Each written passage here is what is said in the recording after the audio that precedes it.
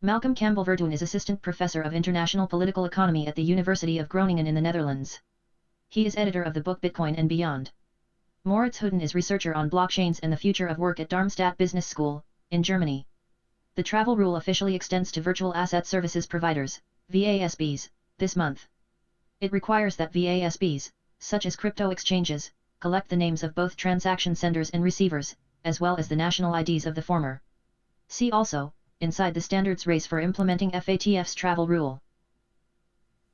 For the crypto sector, whose main value proposition is arguably, quasi-anonymity of financial transactions, this development is said to be an existential crisis. Or it threatens to drive the sector underground. Advisor to the Organization for Economic Cooperation and Development Joseph Weinberg has warned the rule extension could drive the entire ecosystem back into the dark ages. We argue instead that the rule divides the industry in two, one part that is brought into the light of existing international financial regulation while another is pushed further into the dark net. To understand this outcome, and why it is both good and bad for crypto, the notions of protocological control and financial infrastructures are illuminating. Protocological control. The travel rule's origins lie in a more than 2-decade-old U.S. requirement that banks store and obtain customer information related to transactions above $3,000. Its extension to crypto illustrates the persistent international power of the U.S. through the Financial Action Task Force. Contrary to claims of draconian power, the FATF is not exercising direct control by extending the U.S. travel rule to VASPs. This Paris-based intergovernmental organization is exercising indirect power in influencing whom and where protocological control is exercised. The division of the crypto space into dual infrastructures ultimately undermines the FATF's attempt to bring the entire ecosystem into official regulatory remit. Protocological control refers to the manners computer protocols govern how specific technologies are agreed to, adopted, implemented, and ultimately used by people around the world. Developed in the 2004 book Protocol, How Control Exists After Decentralization. Media studies scholar Alexander Galloway showed how the World Wide Web Consortium, W3C, and the Internet Engineering Task Force shaped the coding of computing protocols underpinning the design of HTML. The FATF is exercising similar influence over the protocols underpinning decentralized crypto networks. Yet this intergovernmental organization is not developing its own protocols for enabling the exchange of customer information amongst VASPs. Nor is it leaving protocol development up to its 39 member states.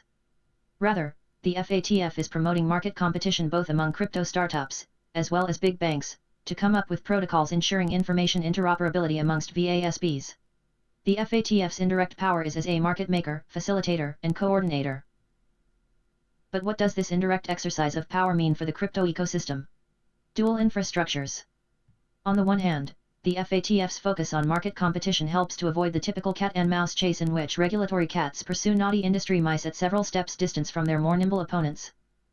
The FATF's multi-year consultation has encouraged a level of cooperation and mutual learning between industry and regulators, instead leading to a chase in which the industry continually attracts the continual ire of AML/CFT enforcers.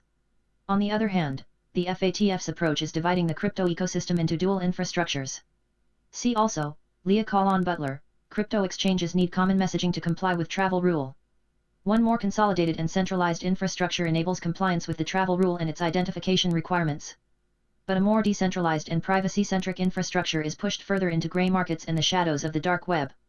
The division of the crypto space into dual infrastructures ultimately undermines the FATF's attempt to bring the entire ecosystem into official regulatory remit. Where to go from here? Where all this will end up is anyone's guess. The gaps between privacy-focused and identification-compliant infrastructures in the crypto ecosystem may widen further.